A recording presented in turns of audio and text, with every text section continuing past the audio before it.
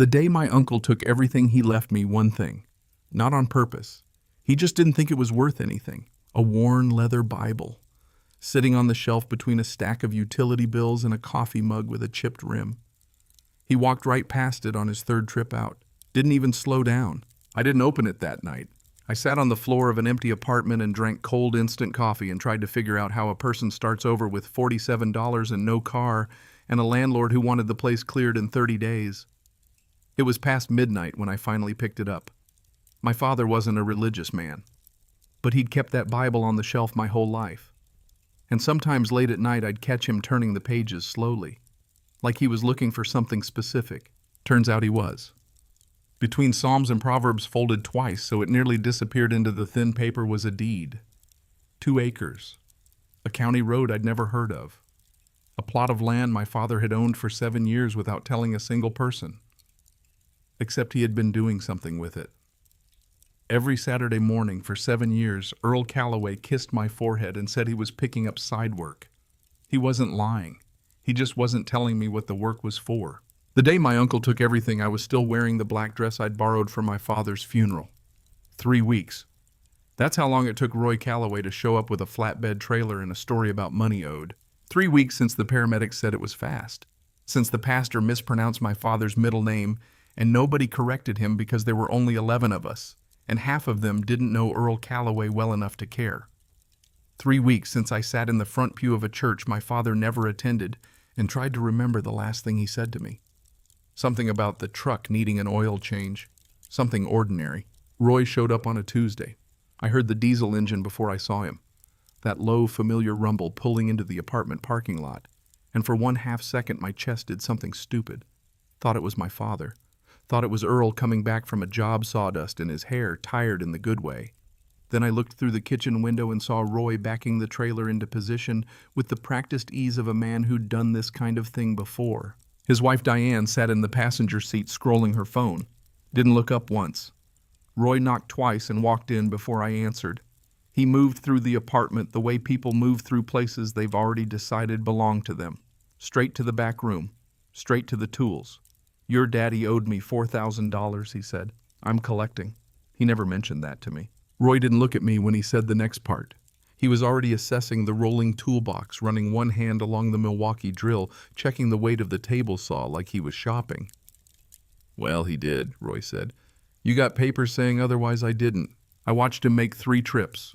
The toolbox first. Then the welding rig Earl had saved 2 years to buy working double weekends and never complaining about it. Never once. Then the truck keys off the hook by the door. Then the kitchen table which Roy claimed he'd built himself 15 years ago. And was just getting back. I stood in the living room with my arms wrapped around myself and watched my father's life get loaded onto a trailer. Roy paused at the door on his last trip out, looked at the bookshelf, at the worn leather Bible wedged between a stack of utility bills and a coffee mug with a chipped rim.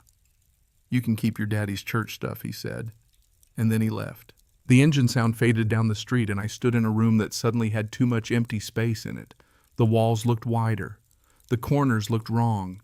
Everything that had given the apartment shape and weight and personality was gone, and what was left behind was just the outline of where a life used to be. I didn't cry.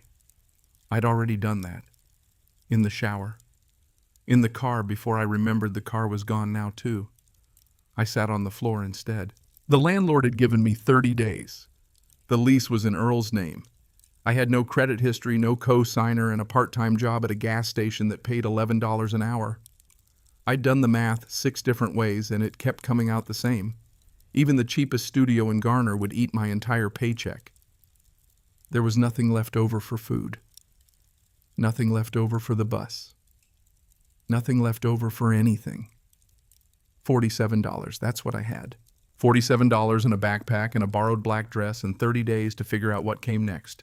It was past midnight when I finally got up off the floor. I made instant coffee with water I heated in the microwave because Roy had taken the kettle too. Stood at the counter, which was really just a strip of laminate screwed to the wall, and tried to think in a straight line. Couldn't. My brain kept sliding off the edges of things, kept landing on small details that didn't matter, the way Earl always left his coffee mug in the exact same spot on the shelf. The hook by the door that held his keys now empty. The particular sound his truck made on cold mornings, that low, reluctant cough before the engine caught. I pulled the Bible toward me. Not because I was religious. Earl wasn't religious either, not really. But he'd kept that Bible on the shelf my whole life. And I'd seen him open it sometimes late at night, turning pages slowly like he was searching for something specific. The spine cracked when I opened it. Pages thin as onion skin, edges soft from years of handling. Between Psalms and Proverbs, a piece of paper, folded twice. So thin against those thin pages that I almost missed it entirely. I unfolded it. A deed. Stamped by the county clerk's office. Dated April 2017. 2 acres lot, 14 Miller Creek Road.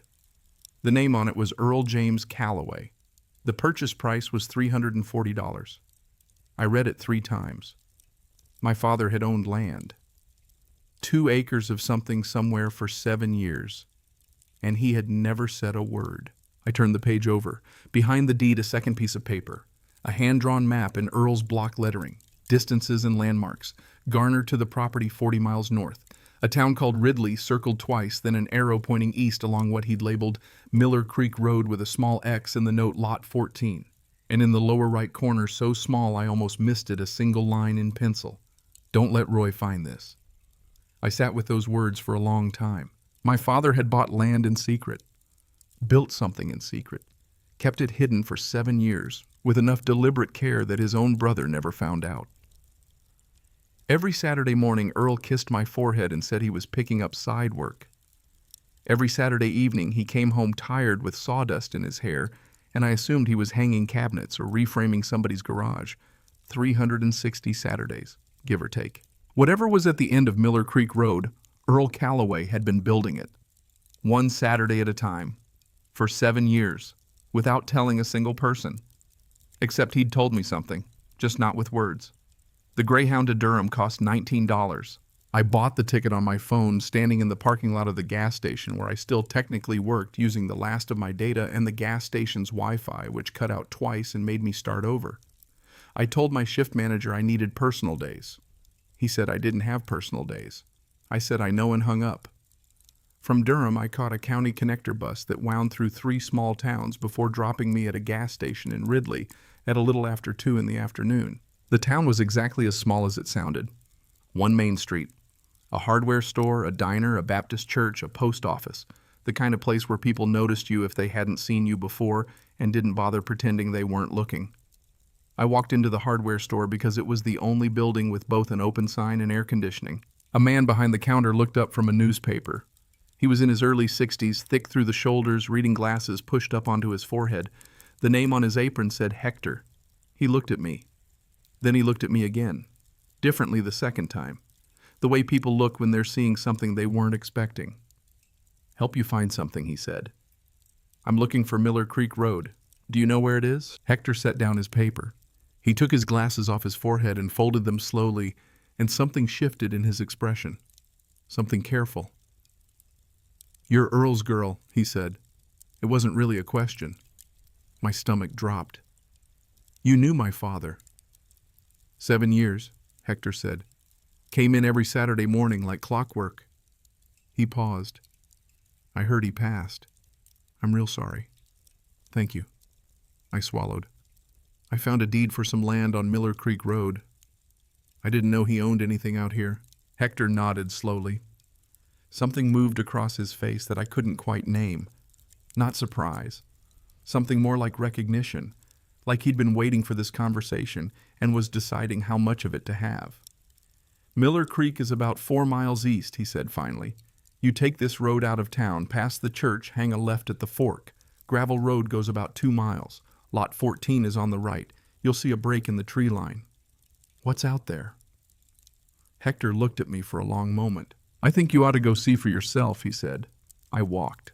4 miles in sneakers that were already wearing thin on the left heel. The afternoon was warm for early April. Dogwoods blooming along the roadside in that extravagant way they have, all white and pink like they're trying to make up for a long winter. Past the church, past the fork, onto a gravel road that narrowed as the trees pressed in on both sides, pine mostly tall and close together, the kind of forest that holds sound differently than open land. quieter in a way that has weight to it. I counted mailboxes. There were only 2 on the entire road, both rusted, both for lots that looked like nobody had visited them in years. Then I saw the break in the tree line, a dirt path, just wide enough for a truck. Tire tracks worn into the ground from years of use, now growing over with grass at the center line. 3 weeks of no one driving in. I turned onto the path. It curved through a stand of pines, maybe 100 yards. And then the trees opened into a clearing and I stopped walking. In the middle of the clearing, on a slight rise above the surrounding land, sat a structure. Not a ruin, not a hunting shack with a rotting porch. A house. Small. Unfinished. But a house. The frame was solid, real dimensional lumber, the kind you don't cut corners on. The roof was complete dark shingles running in straight lines with no visible sags or gaps. 3 sides of the walls were sheathed in plywood, and one side, the south-facing front, was fully finished in clapboard siding painted a pale blue, the color of a clear sky about an hour after sunrise. The front had a framed-out porch, no railing yet, no steps, just raw 2x6s suspended 3 feet off the ground. I walked toward it. My legs felt strange, like the ground had shifted slightly and my body hadn't caught up with the new angle. Earl built this. My father, who drove an old truck and wore the same work boots for 4 years and said his were fine when I offered to buy him new ones for Christmas. My father, who made instant coffee and ate sandwiches at job sites and came home tired and quiet and never once complained about any of it. He built this. The front door was a piece of plywood with a padlock. I reached up and tugged it. Locked. I walked around the side through knee-high grass that soaked the bottom of my jeans, past a stack of lumber covered with a tarp, past a wheelbarrow turned upside down, the way Earl always left his past, a lean-to structure near the tree line made of scrap wood with a tarp roof. At the back, a window. No glass yet, just plastic sheeting stapled to the frame. I peeled back a corner and looked inside. 1 room, completely finished. Drywall painted a soft white. No drips, no missed spots. The corners taped with the precision of someone who cared about the corners. A wood floor sanded smooth. A window on the east wall with actual glass looking out toward where the morning sun would come through. A cot against the wall with a folded wool blanket. A plastic storage bin with a camp stove on top. A lantern on the floor beside it. My father had slept here. Every Saturday night. For 7 years. I climbed through the window. The room smelled like sawdust, like pine, like something else underneath that I recognized before I could name it. That particular combination of old spice and cut lumber that meant Earl. That smell that used to come in through the front door ahead of him, so I always knew he was home before I heard the truck. I stood in the middle of the finished room and pressed my hands against my face. Under the cot, I could see the corner of a notebook. A spiral-bound composition book, the kind Earl used for job notes, with a cover stained by paint and coffee rings. I knelt and pulled it out. Opened it to the first page. Earl's handwriting. Block letters. All capitals, the way he always wrote, the way he'd written grocery lists and birthday cards, and the note he left on the fridge when I was 14 and stayed out past curfew. Wren's house. Started April 2017. I turned the page. Measurements. Material lists. Costs broken down to the penny with the obsessive precision of a man working on a tight budget and refusing to waste a dollar. Cedar siding, $87. Roofing nails, $12. Window unit, east bedroom, $41 used. And then between the building notes scattered through the pages like they'd come to him while he was working messages. To me. Page 4. Wren's room, east window, so she gets morning light. She always said she wanted to wake up with the sun. Page 11. Porch will face south. Big enough for 2 chairs. She'll want a dog someday. Page 19. Kitchen almost framed. Small, but she doesn't need big. She needs hers. I sat down on my father's cot. He'd been listening. Every offhand thing I'd ever said. Every small preference I'd mentioned in passing and immediately forgotten. He'd been storing them somewhere, filing them away in whatever part of his mind he kept things that mattered, and then he'd driven out here every Saturday morning and built them into the walls. He built them into the walls. I read until the light through the east window turned gold, then orange, then faded to nothing. I didn't have a flashlight. I didn't have a phone charger. My battery was at 11%, and I didn't want to use it because I was afraid of the silence that would come after the screen went dark. $47. A backpack. A deed. A hand-drawn map. And a half-built house that my father had been quietly constructing for 7 years. I pulled the wool blanket around my shoulders. It smelled like him. Something moved in the grass outside. A soft sound, careful feet, then a shape at the window where the plastic sheeting still hung half open from where I'd climbed through. An animal, medium-sized, brown and white with a torn ear and rib showing clearly through matted fur. A dog. It stood at the window and looked at me with dark, cautious eyes. I didn't move. The dog stayed. The dog. We considered each other for a long time, long enough for the last of the light to go completely, and the clearing outside to turn to shapes and shadows. Then the dog put its front paws on the window ledge, pulled itself up and climbed through, walked 3 careful circles in the corner, lay down. I watched it settle. It moved like it knew this room, like it had done this before. You knew him too, I said. The dog put its head on its paws and closed its eyes. I pulled the blanket tighter. Through the east window I could see stars. More than I'd ever seen from the apartment in Garner. More than I'd known existed, honestly, because Garner had enough ambient light to wash most of them out. Out here there was nothing between me and the sky. The silence had weight. But it wasn't the hollow kind. It wasn't the silence of the empty apartment with the bare walls where my father's things used to be. This was different. This was the silence of somewhere. I opened the notebook again and held it close to the window, tilting it toward the faint starlight. Page 23. The last entry. Dated 2 weeks before Earl died. Almost done. Give it to her on her 21st. She'll fight me on it. She'll say it's too much. But she needs to know. She needs to know. I saw her every day. I saw her. I closed the notebook, held it against my chest in the dark room my father had built, in the house he'd never had the chance to finish. And I made a decision. Not about what to do next. Not about the apartment, or the lease, or the 30 days, or the $11 an hour. Just a decision about the next few hours. I was going to sleep here. In this room, on this cot, under this blanket that smelled like Earl. And then in the morning, I was going to figure out the rest. I woke to sunlight in my face. For 3 seconds, I didn't know where I was. Then I felt the wool blanket, smelled the sawdust, saw the east window, and remembered. The dog was gone. The plastic sheeting over the window hung still in the early morning air. I sat up and looked around the finished room in full daylight. It was different with the sun coming through. The drywall was painted evenly, walls and ceiling meeting at clean angles. The floor was sanded smooth, no rough patches, no splinters. In the corner, a small shelf held 3 cans of beans, a box of matches, and a jar of peanut butter with the lid screwed on tight. Emergency supplies. Earl had stocked this room like he expected someone to show up with nothing. I ate peanut butter off my fingers and drank water from a jug I found under the camp stove. Then I went to see what my father had built. The house was bigger than it looked from outside. 2 bedrooms, 1 finished, 1 framed with insulation visible between the studs. A bathroom roughed in with PVC pipes stubbed through the subfloor, a toilet sitting unconnected in the middle of the floor. A kitchen with hand-built cabinets, pine sanded and sealed, but not painted countertops marked in pencil where Earl had planned to set them.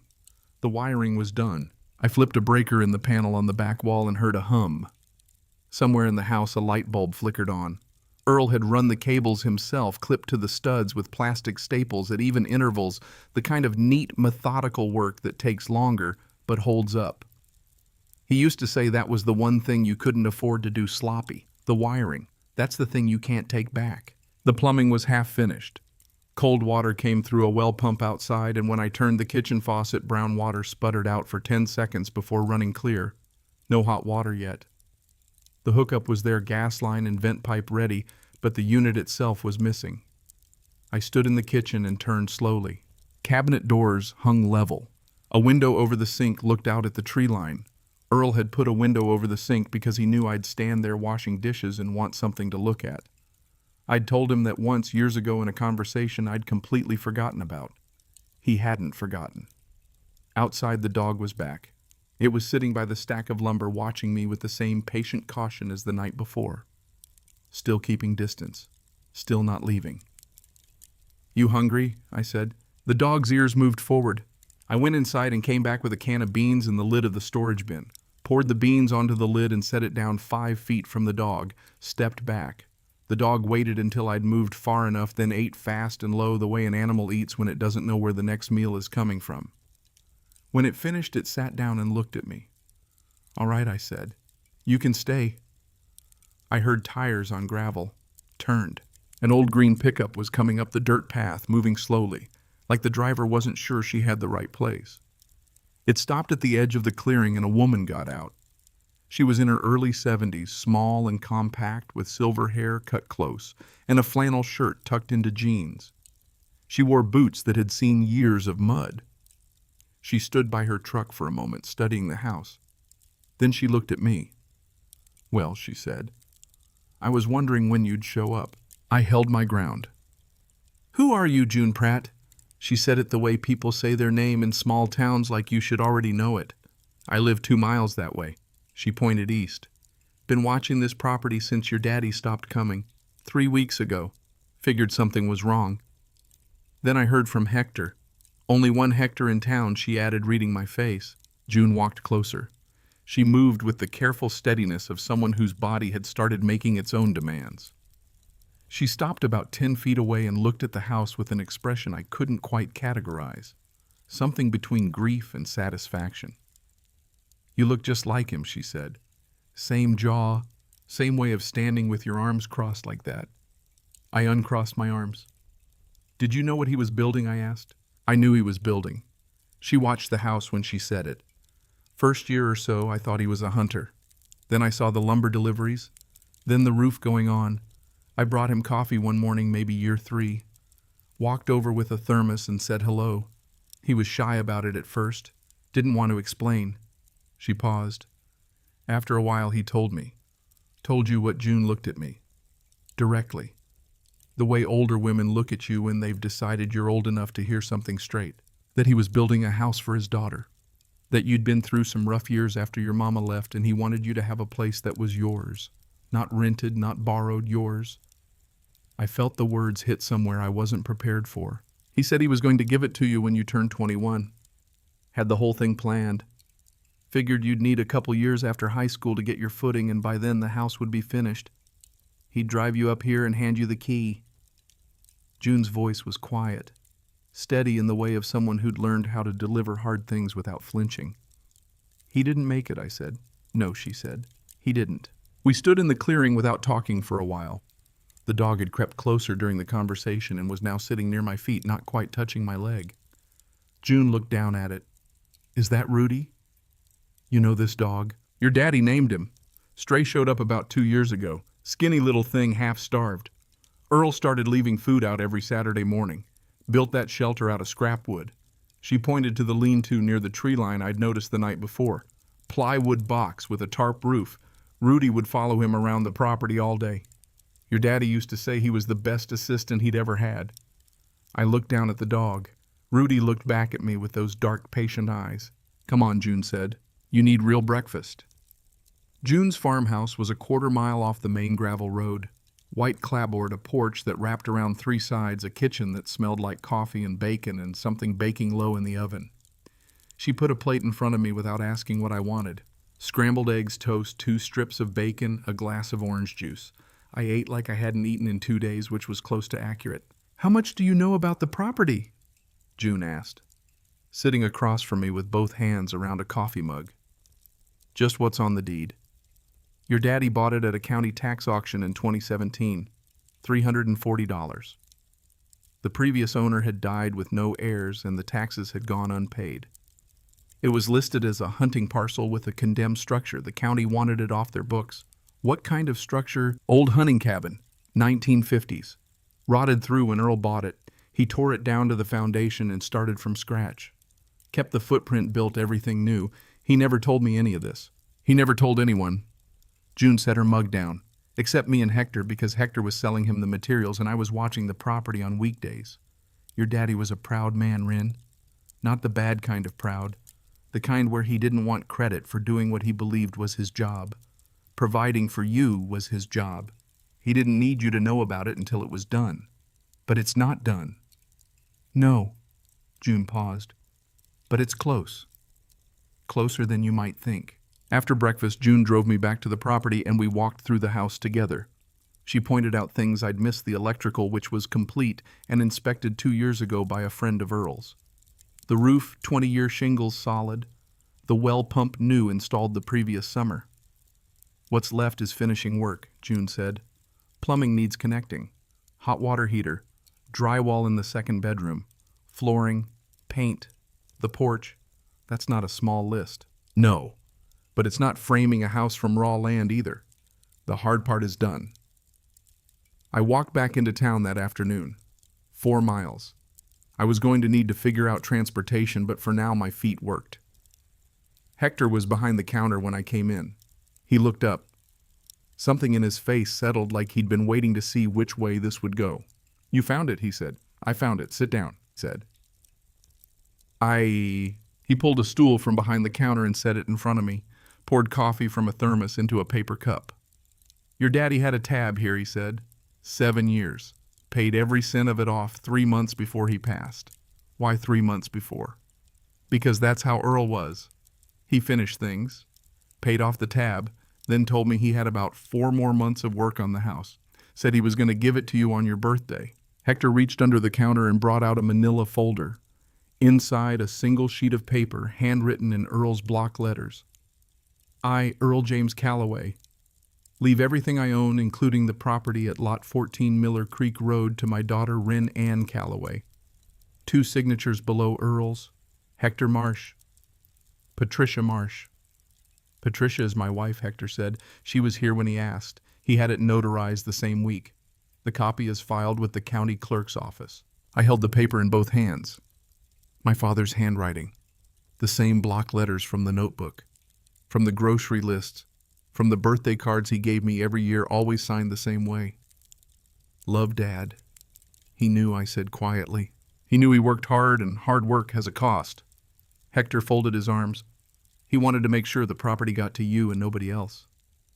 He mentioned a brother. Said Roy would come looking if he ever found out. Said his brother had a way of showing up when there was something to take. Roy came, I said. He took everything from the apartment. Hector's jaw tightened. Everything except the Bible, I said. Everything except the Bible. We sat with that for a moment. I want to finish the house, I said. Hector studied me. You know how to build? My father taught me framing, basic wiring, how to read a level. I'm not as good as he was, but I can learn the rest. You have money for materials, $47. Hector was quiet. He cleaned his glasses on his shirt. Put them back on. I could use help around the store, he said. Part-time. Stocking deliveries, customer service. It's not glamorous, but it pays $12 an hour and you'd get materials at cost. I looked at him. Why would you do that? Because your daddy spent 7 years in my store buying nails and lumber and never once asked for a discount. Paid full price every single time. And when I tried to cut him a deal, he said no. Said he wanted to earn it. Hector set his glasses on the counter. Least I can do is make sure his daughter has the same chance. I felt my throat tighten in a way I'd been fighting since I walked into this store. I nodded. Start Monday, Hector said. 7 to noon. Afternoons are yours. I walked back to the property in the late afternoon light. 4 miles. I was going to know every crack in this gravel road before it was over. Rudy was waiting at the break in the tree line. He stood when he saw me and fell into step beside me up the dirt path, not quite touching my leg, but close. Inside the house, I sat on the cot and opened the notebook to a blank page in the back. Found a pencil in the supply bin. April 8th, I wrote. Moved in. Job at Hector's starts Monday. Rudy is here. Need hot water heater, drywall, blue tile, porch lumber. I looked at what I'd written, then added one more line. I'm going to finish what you started, Dad. I set the notebook on the shelf next to the beans and the matches and the peanut butter. Lay down on the cot, pulled the wool blanket up and watched the last light fade through the east window. Rudy jumped up and curled against my feet. His weight was warm and steady. Tomorrow I would start. Tonight I would sleep in the room my father built, in the house he never got to finish, on the land he bought with $340 and 7 years of Saturdays. And for the first time in 3 weeks, the silence didn't feel like grief. It felt like the beginning of something. Monday morning, Wren was at the hardware store at 6:50. Hector unlocked the door at 7 sharp. Looked at her standing on the sidewalk with sawdust already in her hair from where she'd spent Sunday morning pulling apart a section of subfloor that had soft spots, and said one thing: "Coffee's in the back." That was the whole orientation. The work was physical and straightforward, and her brain could rest while her hands moved. She unloaded pallets of 2x4s, sorted bins of screws by size and gauge, swept the concrete floor twice a day because Hector believed a clean floor was a sign of a functioning mind, or so he said every time she picked up the broom. She restocked shelves, learned the inventory system, helped customers find things in the way her father had taught her to help people find things, which was to ask one good question and then actually listen to the answer. Hector didn't hover. He showed her the system once and let her figure out the rest. By Wednesday, she knew where everything was, from the finish nails to the PVC fittings to the strange little drawer in the back corner that held specialty hinges nobody ever seemed to buy. But Hector refused to stop stocking because, as he put it, the one day you don't have them is the day somebody needs them. Earl logic, Wren thought. Exactly, Earl logic. Afternoons were hers. She drove Hector's old store truck out to the property because he'd handed her the keys on her second day without making a thing of it. Just set them on the counter and said the left rear tire runs a little low, so check it on Wednesdays. She parked in the clearing and changed into work clothes and opened the notebook to whatever page she'd left a pencil mark in, and she built. The first project was the bathroom. Earl had run all the pipes, stubbed everything through the subfloor in exactly the right places with the kind of precision that made Wren's chest do something complicated every time she looked at it. All she had to do was connect them. Except connecting them was harder than it looked. She watched 3 instructional videos on her phone, pausing and rewinding in the middle of the bathroom floor, with Rudy watching from the doorway like a small, confused foreman.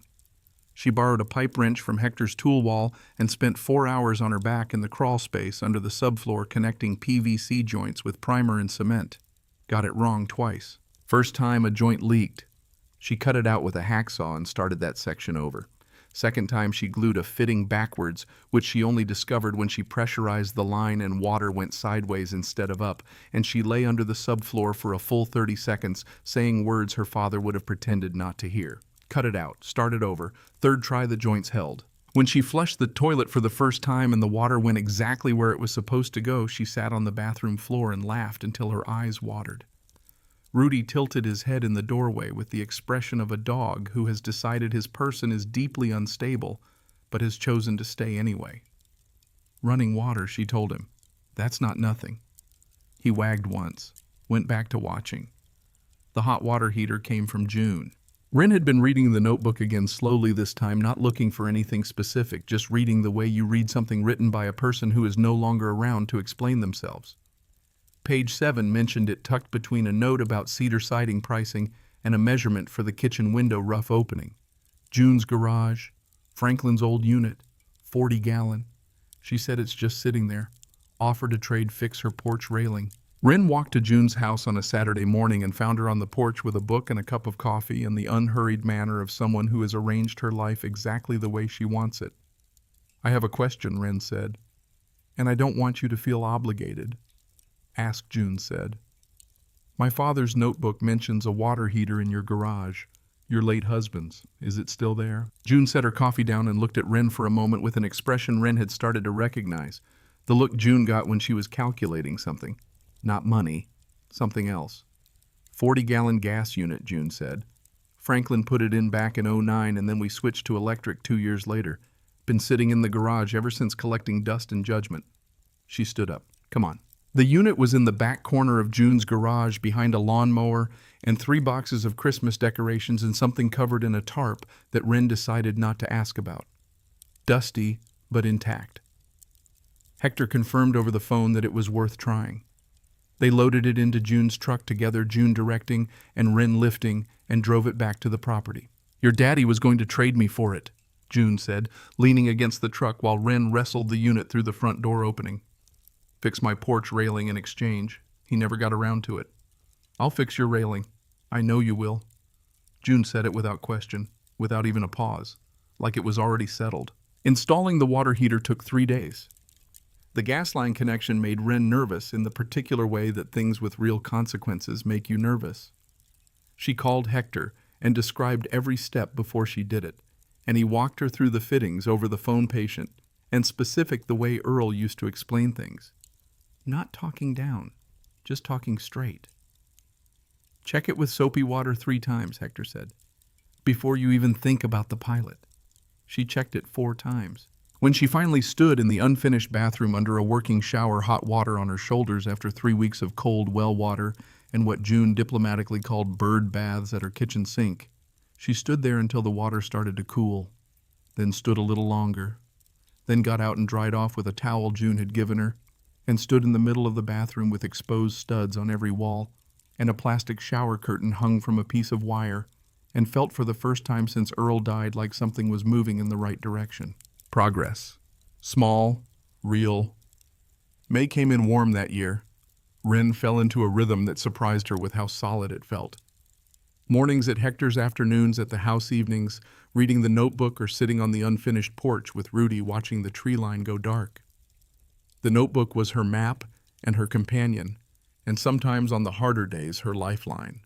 Earl's voice in block letters, dry and precise and occasionally between measurements and material costs, startling in its tenderness. She drywalled the second bedroom. Hector drove out one afternoon and showed her how to tape and mud the joints, how to feather the compound so it dried flat, how to sand without leaving ridges that would show through paint. He brought his own tools and didn't make her feel like a student, just worked beside her and explained things when she asked. Her first wall looked rough. Her third wall looked better. Her fifth wall looked like someone who knew what they were doing. She found blue tile at a salvage yard Hector told her about 45 minutes south of Ridley. 40 cents a square foot, enough to do the bathroom floor in the pattern Earl had sketched on page 17 of the notebook, a simple running bond with the tiles offset at the midpoint the way he'd always laid tile. Careful, precise. She spent a whole Saturday on her knees with a trowel and a level, and when she was done, she stood in the doorway and looked at the floor and thought about page 17 and the fact that her father had planned this floor years before she was standing on it. He'd been so sure she'd get here. The kitchen came next. Hector sold her a butcher block countertop at cost, and she spent a weekend sanding it and sealing it with mineral oil, 3 coats buffed by hand between each one. She mounted it on the cabinets Earl had built, pine sanded and sealed with a care that showed in every surface. When she stood at the kitchen sink and ran the water and looked out the window at the tree line, she could feel how close the whole thing was. Not finished, but close in a way that had weight to it. Rudy went everywhere with her. He waited outside the hardware store in the mornings, sitting on the sidewalk with his torn ear tilted toward the door like he was monitoring the situation inside. He lay on the porch in the afternoons, watching her work with the focused attention of someone who takes their supervisory responsibilities seriously. At night, he slept at the foot of the bed, which was now a real mattress on a real frame that June had produced from her spare bedroom without being asked, just showed up one morning with it in the truck bed. "You're a strange dog," Wren told him one morning. "You just watch everything." He wagged once, went back to watching. Then Calhoun Briggs showed up. Wren was at Hector's on a Thursday morning reorganizing the PVC fitting section because the previous system made no sense to anyone, including Hector, when a man she didn't know came in and asked for her by name. He was in his mid-40s. Big through-the-shoulders hands that looked like they'd been introduced to a lot of pipe over the years, a face that had spent significant time outdoors. He had the specific energy of a man who is not comfortable standing still. "You the Callaway girl out on Miller Creek," he said. "That's me, Cal Briggs. I do plumbing." He said it like a credential, which she supposed it was. "Hector told me what you're doing out there. Said you connected the whole system yourself off YouTube videos." "I did." Cal grinned. It was a wide grin, not mocking, genuinely impressed in the way that people who know how hard something is are impressed when someone figures it out without training. "I'd like to come look at it," he said. "Make sure nothing's going to surprise you in January. I can't pay a plumber." He looked almost offended. I didn't say anything about money. He came out on Saturday. inspected every joint, every connection, every fitting moving through the house with the efficient thoroughness of someone who has seen every kind of plumbing failure and is looking for the early signs.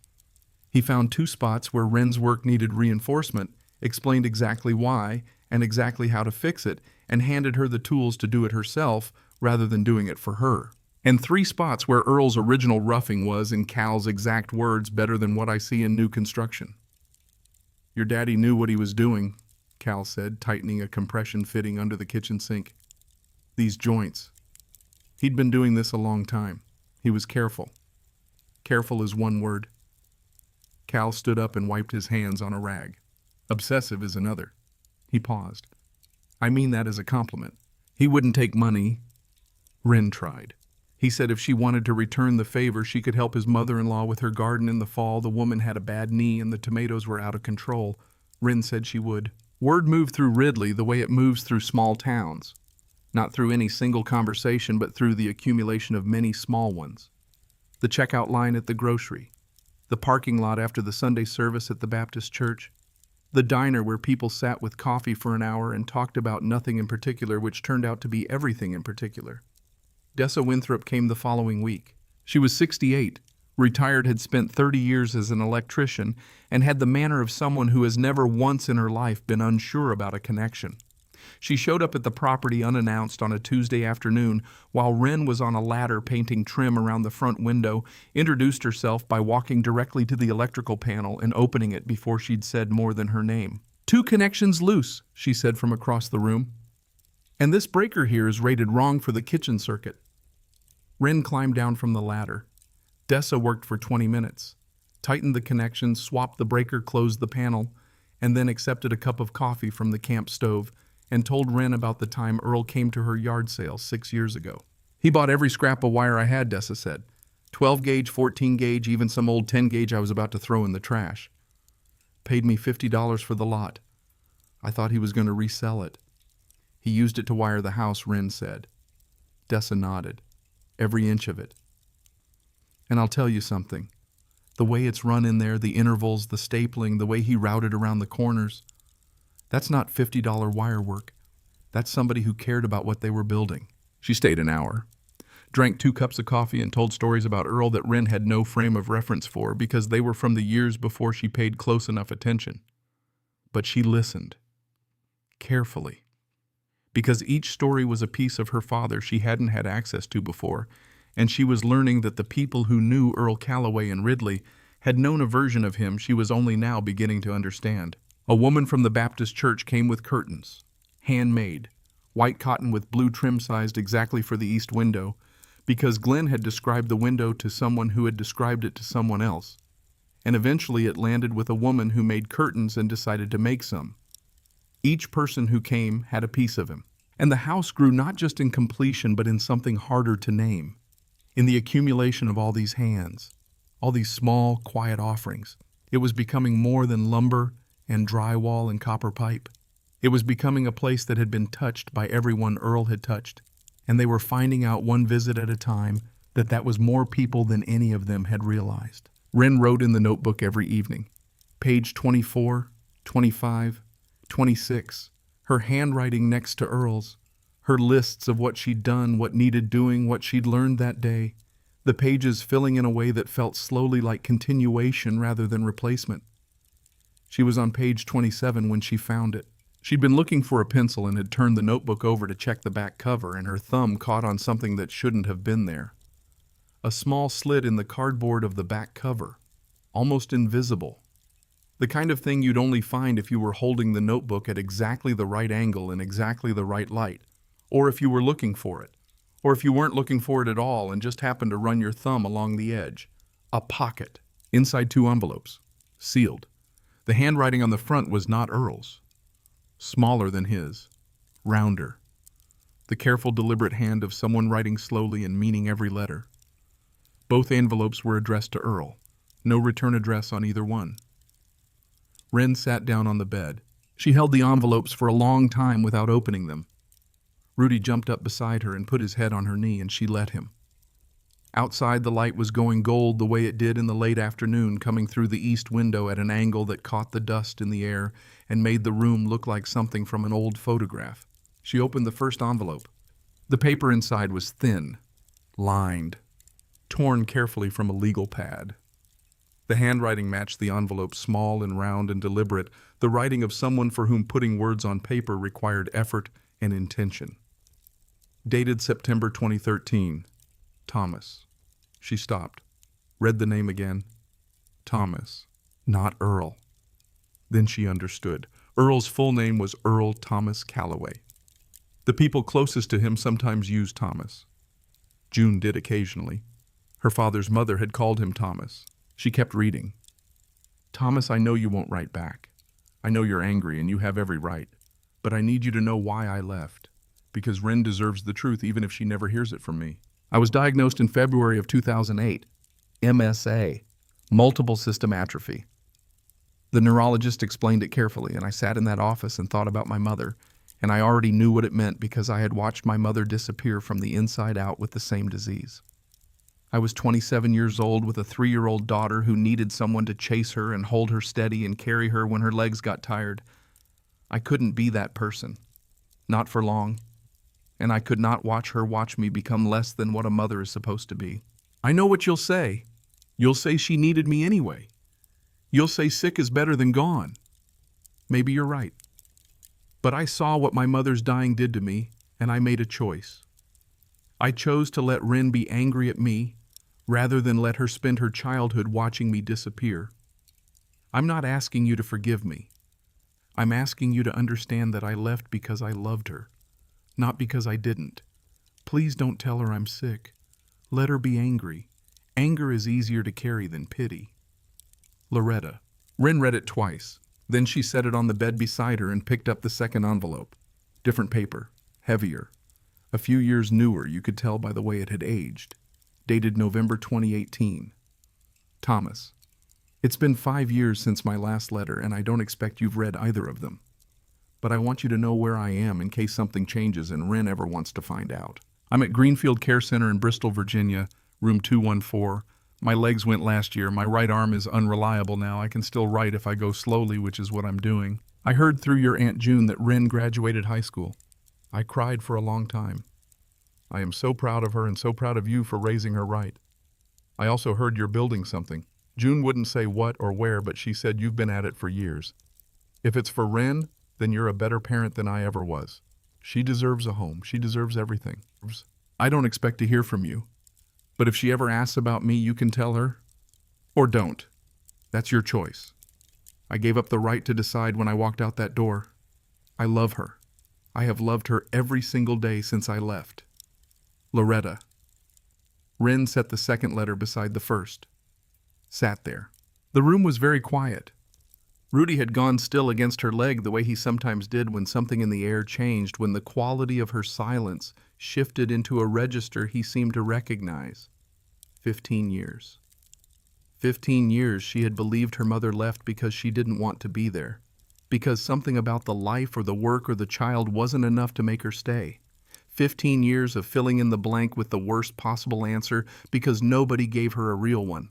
And Earl had known. He'd kept these letters for 11 years. He'd honored the request. He'd let Wren be angry at Loretta because Loretta asked him to, because Loretta believed that anger was easier to carry than the alternative. Was she right? Wren didn't know. She was still holding the letters, still sitting on the bed in the room her father built for her. The light through the east window had gone from gold to orange. She looked deeper into the pocket. A third piece of paper, smaller than the others. Not an envelope, just a folded square of notebook paper, the kind torn from a spiral-bound pad. Earl's handwriting, 3 lines, that's all. Loretta, Greenfield Care Center, Bristol, Virginia, room 214. She is still there. She is still fighting. Wren stared at those words for a long time. Her father knew. He'd found the address or confirmed it through some means the notebook didn't explain, and he'd written it down and put it in the same pocket as the letters, in the same notebook where he'd recorded every nail and board and measurement of this house, right next to the sketches of the east window and the blue tile floor and the porch that faced south. He'd put it here because this was the place Wren would eventually look. He hadn't told her while he was alive. He'd kept his promise to Loretta. But he'd left a door.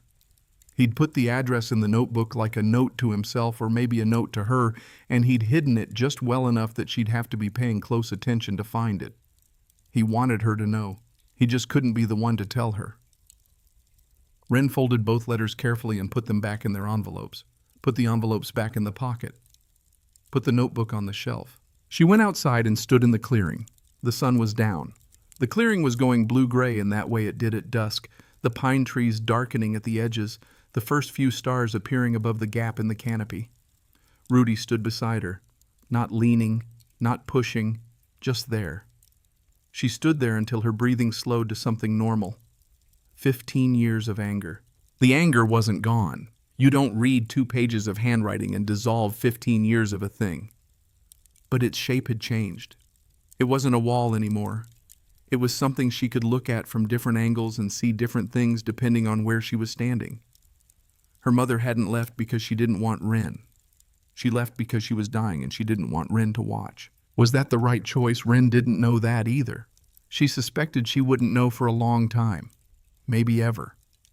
These were the kinds of things that didn't resolve cleanly, that you carried and examined and put down and picked up again at different points in your life and found they meant something slightly different each time. But the ground had shifted. She went back inside, made herself eat something from the supply shelf, and then sat at the kitchen table with a blank page in the back of the notebook and the pencil and wrote for a while. Not about the house, just about the day, just about what had happened and what she was feeling and the way the light had looked when she read those letters.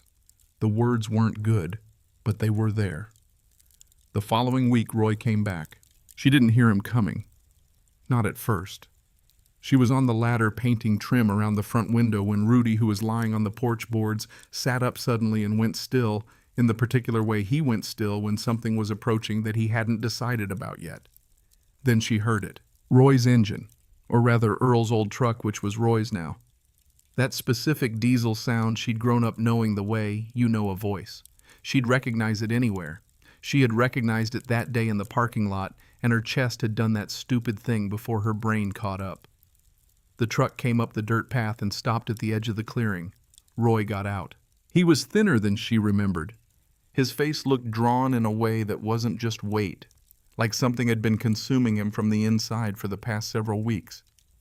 He stood by the truck and looked at the house, the way a person looks at something they didn't expect to exist. Then he looked at her on the ladder. "What the hell is this?" he said. Wren came down, set the paintbrush across the open can, wiped her hands on her jeans.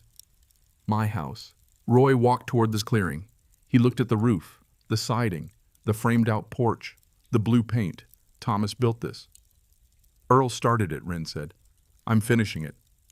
"On what land?" "His land. Bought and paid for 7 years ago. I have the deed." Something moved through Roy's face. Surprise, then something more calculating, then something that tried to be anger but landed closer to envy. The particular envy of a man looking at something his brother made that he didn't know his brother was capable of. "He never told me he owned property. He never told anyone." "I'm his brother," Roy said. "I had a right to know." And there it was. The old argument. The thing Roy always came back to, the idea that blood entitlement was the same as earned trust. "You had a right," Wren said. "You took his truck. You took his tools. You took our kitchen table. Tell me more about your rights." Roy pointed at the house. "I'm talking about this. This is worth something. Land a structure. He would have wanted us to share it. He left me this. Specifically me. There's a will." That stopped him. His mouth worked for a second. "Witnessed and notarized, filed with the county clerk's office. Everything Earl owned goes to me. The land, the house, all of it. I'll get a lawyer. Get one." Wren's voice was steady in a way that surprised her. "The deed is in Earl's name only. The will is clear. Hector Marsh and his wife witnessed it. You want to spend money fighting that, go ahead. But you won't win." Roy stared at her. She could see him working through it, looking for the angle, looking for the leverage point, looking for the version of this where he walked away with something. She could also see somewhere underneath all of that the moment he understood there wasn't one. "He should have told me," Roy said finally. His voice was different, quieter. The calculation had gone out of it. He was brothers. That means something. You took everything he had, Wren said, and left me with a Bible. Roy looked at the ground. He stood there for a long moment, hands in his pockets, looking at the gravel and the grass and nowhere in particular. Then he turned and walked back to the truck. He opened the door, stopped, looked back at her across the clearing. "You look like him," he said, standing there like that. "You look just like him." He got in the truck and drove away. Wren stood in the clearing until the engine sound faded completely. Her hands were shaking. She hadn't noticed that until the truck was gone. She clenched them at her sides and waited. Rudy pressed against her leg. She reached down and put her hand on his head. "We're fine," she said. "He's gone." That evening she walked to June's house in the last of the light. June was on the porch with a book and a glass of iced tea, which was June's standard evening configuration and had come to feel over the past several weeks like a fixed point in the world. "Roy came," Wren said, sitting on the porch steps. "I heard the truck," June said. She set her book aside. "What did he want?" "He wanted a share of the property." Wren stretched her legs out in front of her. "He won't get it. I told him about the will." June nodded slowly. "Your daddy knew Roy would come. That's exactly why he kept everything secret. He told me once, sitting right where you're sitting, if Roy finds out, he'll lawyer up before the paint dries." She handed Wren the iced tea. "Thomas loved his brother," June said. "But he knew what Roy was." "What is Roy?" Wren asked. June thought about it. "A man who sees opportunity before he sees people. Not cruel, just oriented wrong." They sat with that for a while. The fireflies were starting in the tall grass past the porch railing. The night was warm and soft and smelled like something flowering somewhere nearby. "How's the house?" June asked. "Closer," Wren said. "Kitchen's done, bathroom's done, second bedroom needs paint, the porch needs the railing and the steps, and then it's a house, a real one." June smiled. "Small, certain. Your daddy would have been proud." "He didn't get to finish it," Wren said. "No." June was quiet for a moment. "But he built it strong enough for you to finish it. That counts for something." Wren leaned back against the porch post and looked up at the sky. Stars were coming out over June's field, thick and unhurried.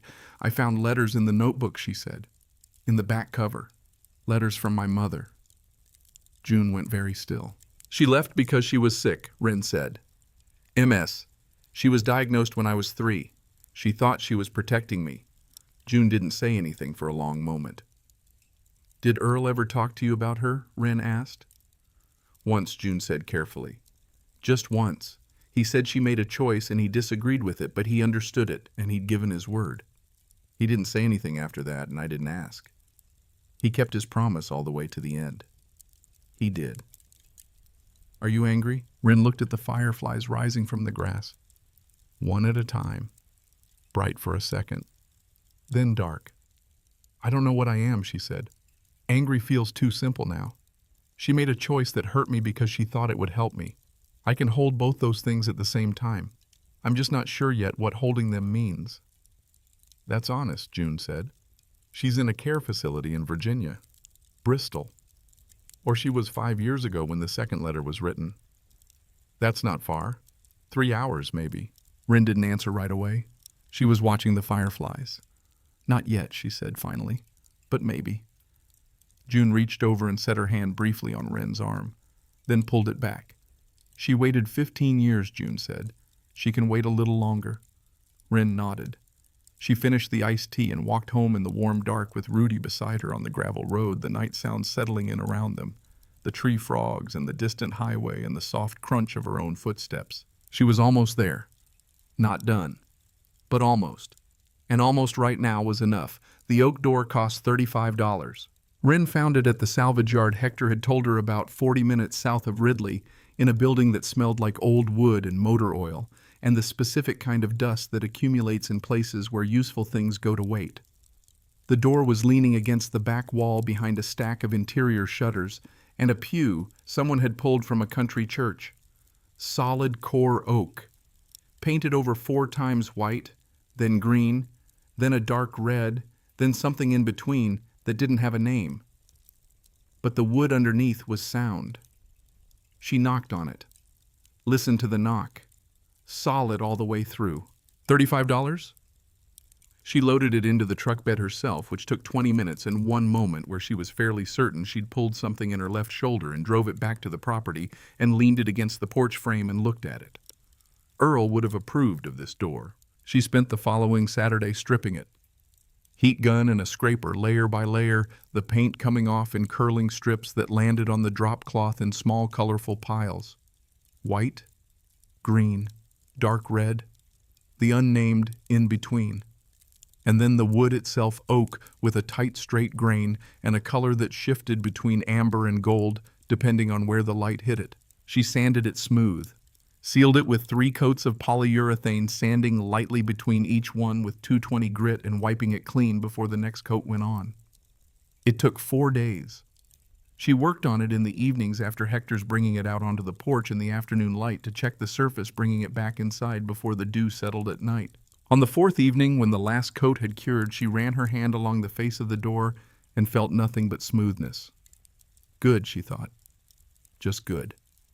Hector came out on a Saturday morning to help her hang it. He brought a set of new brass hinges and a deadbolt he said had been sitting in the returns bin for 2 months unclaimed. Somebody bought the wrong size, he said, setting it on the porch railing. Their loss. They shimmed the frame for 45 minutes to get it right. Wren held the door in position while Hector drove screws, and then they switched and she drove screws while he checked the level, and then they adjusted twice more because the frame had settled slightly over the 7 years since Earl had built it, and nothing was perfectly plumb. But they got it there. When the door swung open and closed without catching, without dragging, with the clean, solid movement of a door hung right, Hector stepped back and looked at it. "That's a house," he said. Wren turned the deadbolt from the inside, the click of it settling into the strike plate. A real lock, in a real door, that she owned. She opened it again and stood on the porch looking out at the clearing. "Your daddy would have found something wrong with it," Hector said, packing up his tools. "He would have stood here for 20 minutes checking the gap along the frame. He absolutely would have. And then he would have fixed whatever he found and said it was perfect."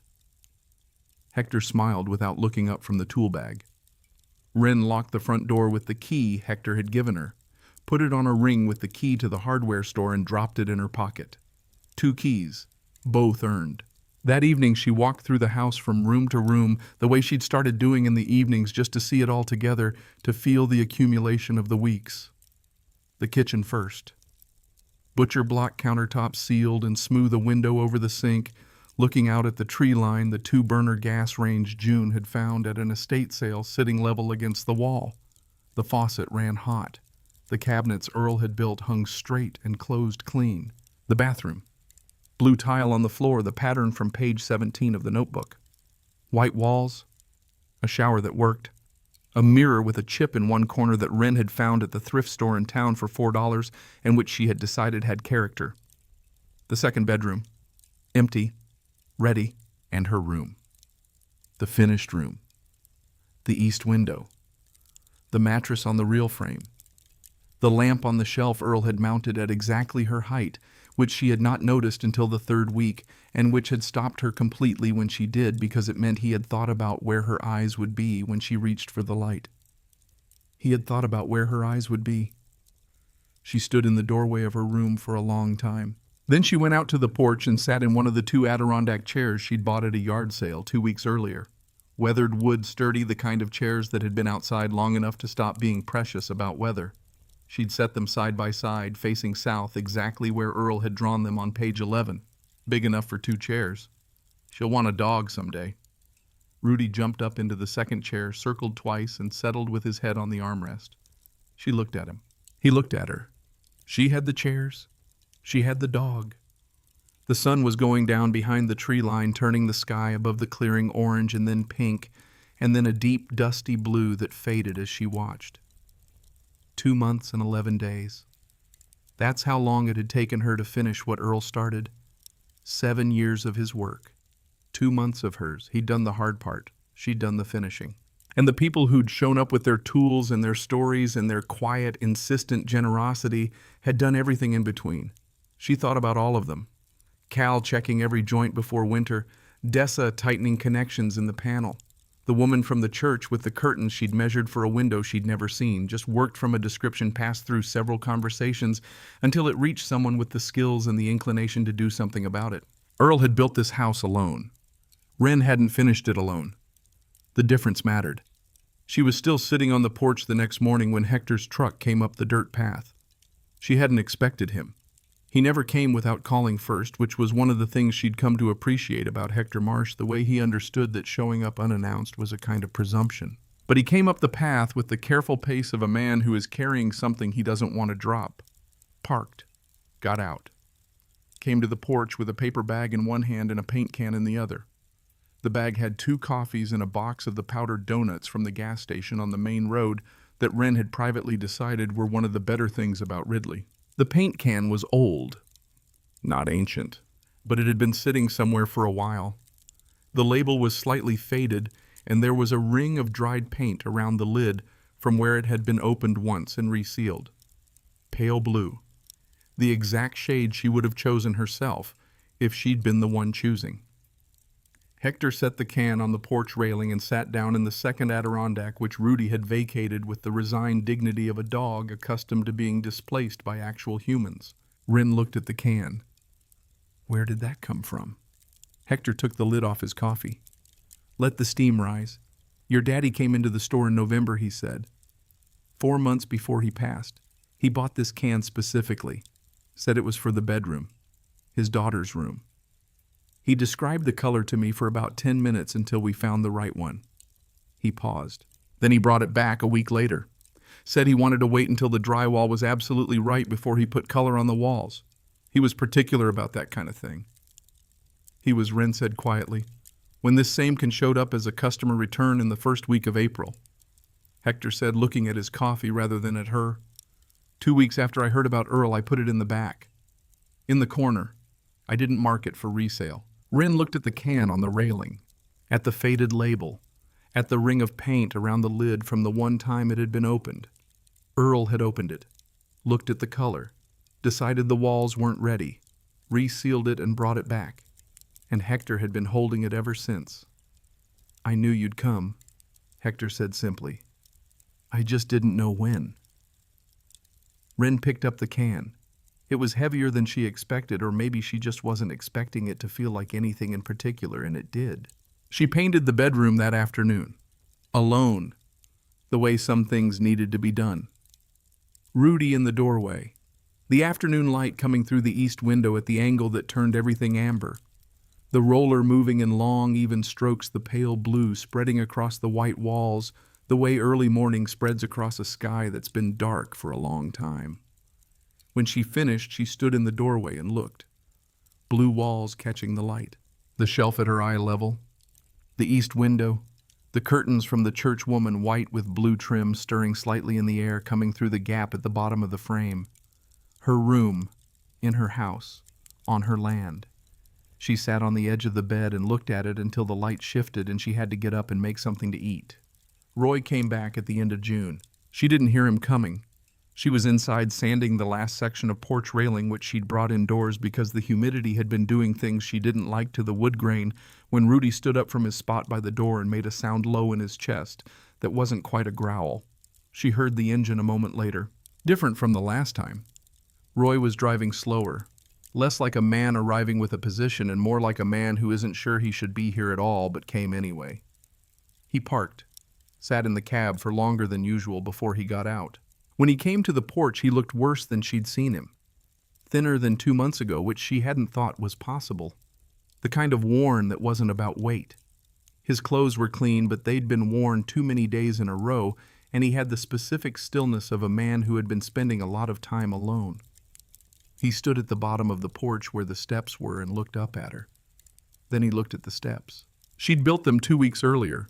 3 steps, cedar stringers, pine treads, sealed against weather. Solid and level and exactly what the porch had been waiting for. Roy had not built these steps. She had built them herself. 3 evenings after work with the notebook open to the page where Earl had sketched the dimensions and a pencil behind her ear and Rudy supervising from the clearing.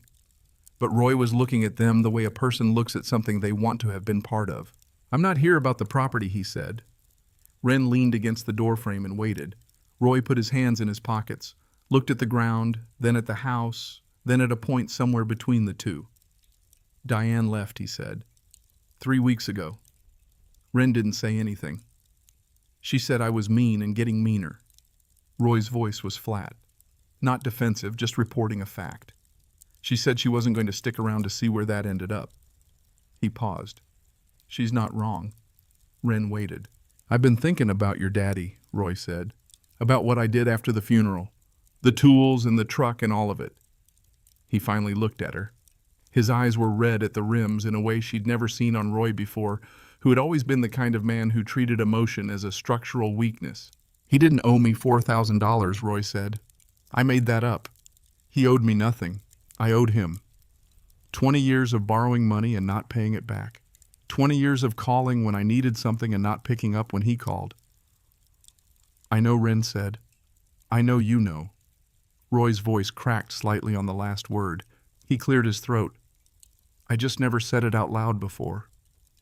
The clearing was quiet. A bird somewhere in the pines. Rudy breathing from the porch behind her.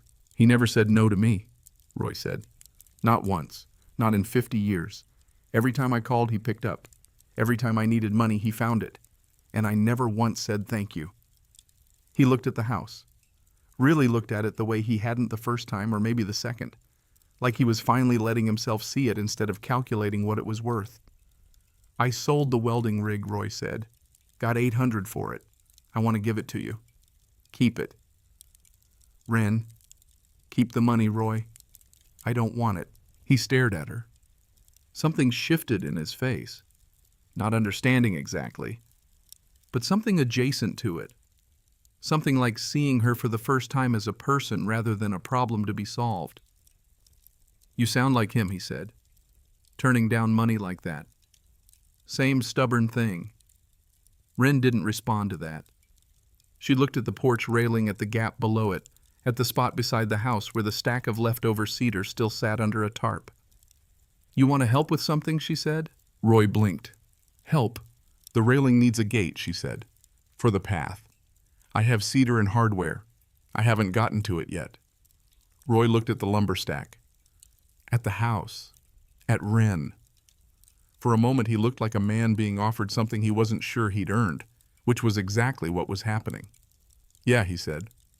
Okay. They worked through the morning. Roy measured and Wren cut.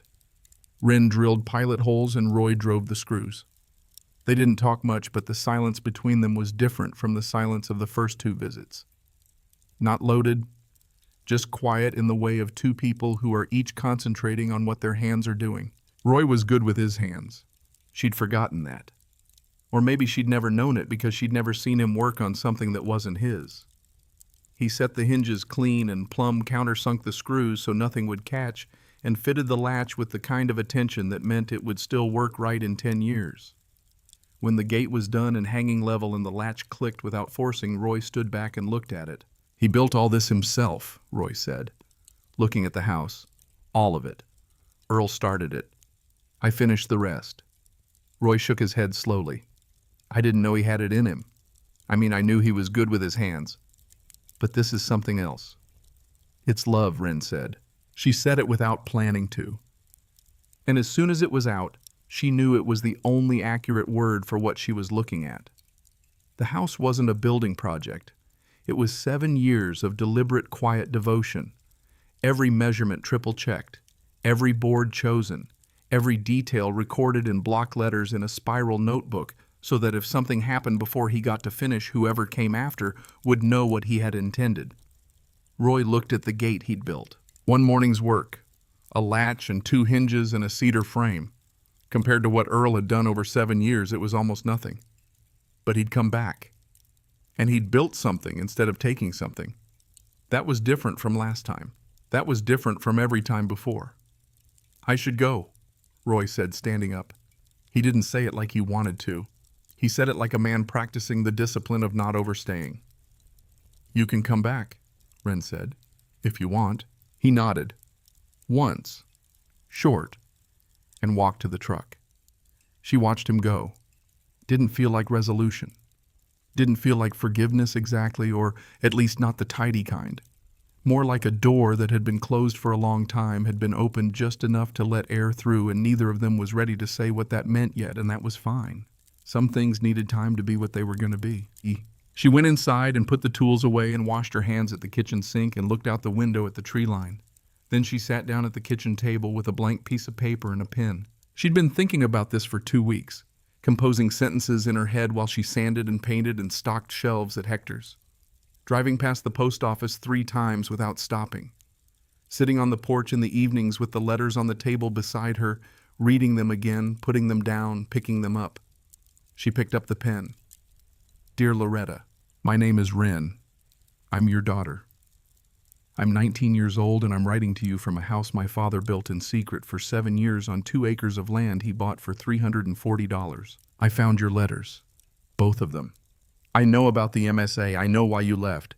I'm not going to tell you I understand it completely because I don't, and I might not, for a long time. I was 3 years old when you made that choice, and I grew up believing my mother didn't want me. That's not a small thing to carry. I carried it for 15 years and it changed the shape of some things that probably didn't need to be changed. But I read what you wrote to my father, and I believe you. I believe you left because you loved me, even if leaving was the wrong way to show it. I believe both of those things at the same time, and I'm still working out what that means. My father died in March. Heart attack. He was 52 years old and he was carrying drywall up a flight of stairs for a client when it happened. The paramedics said it was fast. I don't know what to do with that information. I finished his house. It has an east window in my bedroom because he remembered I said once that I wanted to wake up with the sun. It has blue tile in the bathroom from a salvage yard 45 minutes south. It has a porch with 2 chairs facing south and a gate my uncle built this morning, which is a longer story than I can fit in this letter. There's a dog named Rudy who sleeps at the foot of my bed. There's a woman named June 2 miles down the road who makes me dinner and tells me the truth. There's a man named Hector who gave me a job and held on to a paint can for 3 months because he knew I'd come back for it. I'm okay. Whatever you were afraid would happen to me, whatever you pictured when you made your choice, I want you to know that I'm okay. My father built me a home the way you hoped he would. He wrote it down in a notebook, and he thought about where my eyes would be when I reached for the lamp, and he kept your letters so I could find them when I was ready. I'm not ready to visit yet, but I wanted you to know where I am. My address is Lot 14 Miller Creek Road, Ridley, North Carolina. Wren. She read it once, folded it, put it in an envelope, and wrote the address on the front. Greenfield Care Center, Bristol, Virginia, room 214. She didn't know if Loretta was still there, didn't know if she was still alive. The second letter was from 5 years ago, and MSA was a disease that moved at its own pace and didn't negotiate. But she wrote the address and put a stamp on it and dropped it in the post office box on her way to work the next morning. The metal door clanged shut, and that was that. July came in heavy and hot, the kind of Carolina summer heat that settles on a clearing like a hand pressing down. Wren bought a box fan from the salvage yard and put it in the east window at night. Rudy claimed the bathroom tile during the hottest afternoons, which she considered a reasonable solution. She painted the exterior. 6 days on a ladder, cutting in around windows and rolling long strokes on the siding, matching the pale blue Earl had put on the south-facing front to the remaining 3 sides until the whole house was the same color. The color of a clear sky about an hour after sunrise. The color the notebook had specified without using those words. On the last day, when the final wall was done and the ladder was folded and leaning against the side of the house, Wren walked to the edge of the clearing and looked at it from a distance. Pale blue, small, complete. A porch with cedar railing and a new gate, 3 solid steps, 2 Adirondack chairs. A window box she'd built last week from leftover cedar empty for now, waiting for something she hadn't decided yet. The oak door polyurethane catching the afternoon light. A house that looked like someone lived there. Because someone did. Roy came once a month after that. He never stayed more than a few hours, and he never arrived empty-handed. A shelf for the kitchen. A hook by the front door for Wren's jacket, the way Earl had always kept a hook by the door of the apartment. A repair to the window sash in the second bedroom that had been sticking in the heat. Small things, each one a quiet offering. They didn't talk about the past. The past had been talked about enough. What they had now was something that didn't have a name yet, and that Wren had decided not to rush toward naming. Carpentry and coffee and a careful, tentative version of something she was willing to wait and see about. June came for dinner every Sunday without being invited, which after the first few weeks stopped being surprising and started being the thing she organized her Sundays around. June brought bread or vegetables from her garden or whatever she'd made too much of during the week. They ate at the kitchen table Wren had built from leftover lumber sanded and sealed big enough for 2 people and whatever June brought. On a Sunday in August, June sat back in her chair with her coffee in both hands and looked around the kitchen for a long moment. "Your daddy told me something once," she said. "We were on my porch. He'd just finished the kitchen cabinets and he was proud of them. You could hear it the way he described every joint." "What did he say?" "He said some people build cathedrals. He said he was just building his girl a place to come home to." Wren looked at the cabinets. Pine sanded smooth, each door hung level, each handle at the same height. And I told him that was the same thing June said. He always thought small of himself. He didn't think small. June shook her head. He thought specific. There's a difference. Some people want to change the world. Earl just wanted to change yours. Wren held that for a moment. "He did?" she said. "Yes," June said simply. "He did." The letter from Virginia came on a Tuesday in September.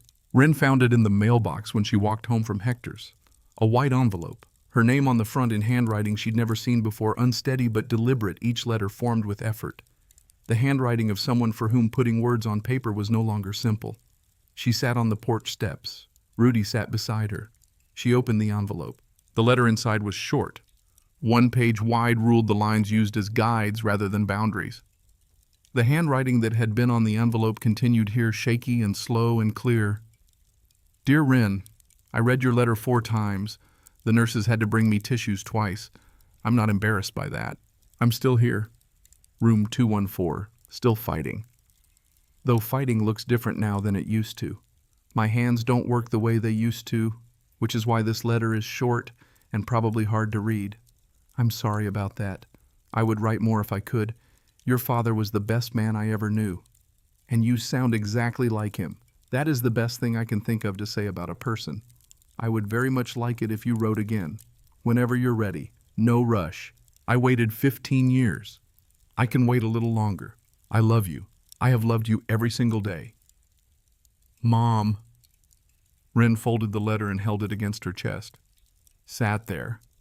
The afternoon was warm, and the clearing was doing the thing it did in late September, going golden at the edges. The tree line turning from green to something with more orange in it, the light coming in lower and slower as the season changed. She'd done that. Written into the silence and gotten something back. The way her father had left a deed in a Bible and a notebook under a bed and an address on a scrap of paper, all of it pointing here, all of it waiting for her to find her way to it. She turned the envelope over. On the back there was more handwriting. A different hand. Steadier. The handwriting of someone writing quickly and efficiently, a professional hand, someone who did this as part of their work. A nurse, maybe. Or an aide. Below Loretta's letter in that other hand, a note. P.S. Mrs. Calloway asked me to add this. She said she didn't want to leave it out. Your father came to see her. The first week of March. He sat with her for 2 hours and they didn't talk much, which she said was fine. Because he was always a man who understood that being present was its own kind of conversation. Before he left, he showed her something on his phone. A photograph. The house, she said. The blue siding. The east window. He held the phone up and let her look at it for as long as she wanted. He didn't explain it. He didn't need to. When she handed the phone back, he put it in his pocket and said he'd be going now. And she said, okay. And he left. She said he was smiling when he showed her the photograph. She thought you should know. Wren read the postscript twice. Then she put the letter down on the step beside her and looked at the house. Earl had gone to Bristol. First week of March. 3 weeks before the Tuesday when a client called to say his drywall subcontractor had collapsed on a staircase. 3 weeks before the paramedics and the pastor and the 11 people in a church in the borrowed black dress. He had driven 3 hours to sit with the woman who had left because she was dying, the woman whose letters he'd kept for 11 years, the woman whose address he'd written on a scrap of paper and tucked into the back of a notebook. He had sat with her for 2 hours and not said much. And before he left, he had taken out his phone and shown her the thing he'd been building for 7 years. He hadn't told her it was for their daughter. He didn't need to. She already knew. And she had sat there in her room at Greenfield Care Center and looked at the pale blue siding and the east window on Earl Calloway's phone screen, and she had understood what she was looking at. Their daughter's house. The thing she had walked away from being part of because she was trying to protect a child from watching her disappear. And the thing Earl had spent 7 years building to make sure the child had something solid to stand on anyway. He'd shown Loretta the photograph, not for Loretta's sake, not just for Wren's sake, for all three of them, for the thing that had existed between them once and had fractured and never quite fully healed but had never fully disappeared either, because you don't love someone that way and then simply stop even when you leave, even when you don't write back, even when you spend 7 years on Saturdays building something you're afraid to explain out loud. He had gone to Bristol. He had let her see. That was the last thing he did before he died. The last piece of the house he built. The one that required no lumber and no tools, just 3 hours in a truck and 2 hours in a chair and a phone held up in the light. Wren pressed both hands flat on the porch step and held them there, her hands on wood Earl had touched. Above her, the east window caught the afternoon light the way it did at this hour, the pale blue paint of the bedroom wall visible through the glass, the curtains stirring. Below her, 3 steps Roy had not built yet, but would. Actually, she had built these steps. She had done that herself 3 evenings with the notebook and the cedar and a pencil behind her ear. But Roy would build other things. The gate was already proof of that. Rudy shifted beside her and put his head in her lap. She put her hand on the back of his neck. She thought about what she was going to write back. Not today. Maybe not this week. But soon. She would write back, and she would tell Loretta about the east window and the blue tile and the notebook with Earl's block letters and her own handwriting starting at page 24. She would tell her about June and Hector and Cal and Dessa and the woman from the church whose name she still didn't know, who had measured a window she'd never seen from a description passed through 3 conversations. She would tell her about Rudy. She might tell her about Roy, though she wasn't sure yet how to explain Roy in a way that was fair to all the things Roy was, which were several and not all of them simple. She might tell her that the door between them was open now, on both sides, that it had opened slowly and with some difficulty, and that it wasn't all the way open, not yet. But that open part way was different from closed, and that she had learned from living in this house, from reading this notebook, from watching her father's 7 years of quiet work accumulate into something real and solid and blue, that the most important constructions rarely go up all at once. You build them one piece at a time. You check the level. You adjust. You come back the next Saturday. The sun was going down behind the tree line. The sky above the clearing turned orange and then pink and then a deep, quiet blue that wasn't so different from the color of the house. Wren picked up the letter, folded it along its original creases, put it back in the envelope, stood up, went inside, put the envelope on the shelf Earl had mounted at exactly her height, between the lamp and the notebook, which was on page 31 now, and gaining. She made herself dinner. Ate at the table she'd built. Washed the dishes at the sink Earl had put a window above because he knew she'd want something to look at. And she stood there for a while, hands in the dishwater going warm, looking out at the tree line going dark, at the first stars appearing above the pines at the clearing that had been overgrown and forgotten before Earl spent 7 years turning it into a place where someone could live. Where she was living. She had $47 the day she stepped off the bus in this town. Now she had a house and a job and a dog and a neighbor who felt like a grandmother and an uncle who was learning something slow and hard about what showing up actually meant, and a mother who was 3 hours away and alive and waiting. She hadn't gotten any of it the way she expected. She'd gotten it the way Earl had always done things. The long way. The careful way. One board at a time. One Saturday at a time. With the windows facing the right direction and the walls painted the right color and the shelf at exactly the right height. And somewhere in all of that, without announcing itself, without being finished in any final sense, without resolving into the clean, complete thing she might have wished for her life, had become something she recognized. Something that was hers. Rudy jumped onto the bed in the east-facing room and circled twice and settled. Wren dried her hands, turned off the kitchen light, walked down the hall. And the house held the dark around her the way houses do when they are old enough to know who belongs inside them.